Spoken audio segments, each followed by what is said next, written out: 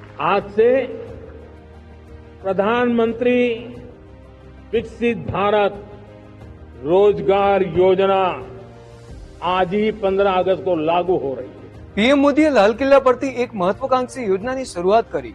શું છે આ સ્કીમ? કયા 3.5 કરોડ લોકોને ફાયદો થશે? રૂપિયા 15,000 મેળવવાની પ્રક્રિયા શું હશે? આવા તમામ અગત્યના સવાલોના જવાબ જાણીશું આજના એક્સપ્લેનરમાં. પ્રધાનમંત્રી વિકસિત ભારત રોજગાર યોજના એક ઇન્સેન્ટિવ સ્કીમ છે, જેના હેઠળ સરકાર યુવાનોને નોકરી કરવા અને કંપનીઓને નોકરી આપવા માટે પ્રોત્સાહન રકમ આપશે. નમસ્કાર, હું હાર્દિક. સરકારનો દાવો છે કે આ યોજનાથી અલગ અલગ ક્ષેત્રોમાં 3.5 કરોડ નોકરીઓ વધશે. પહેલા જાણીએ કે કર્મચારીઓને આ સ્કીમમાં શું મળશે. પહેલીવાર નોકરી શરૂ કરનાર કર્મચારીઓને પગાર સિવાય સરકાર વધુમાં વધુ રૂપિયા 15,000 એક્સ્ટ્રા આપશે. વધુમાં વધુ 7,005 નો પહેલો હપ્તો 6 મહિના અને બીજો હપ્તો 12 મહિનાની નોકરી પૂરી થયા બાદ મળશે. ધ્યાન રહે, રૂપિયા 15,000 કોઈ પ્રોત્સાહન રકમ છે, માસિક કે વાર્ષિક નહીં.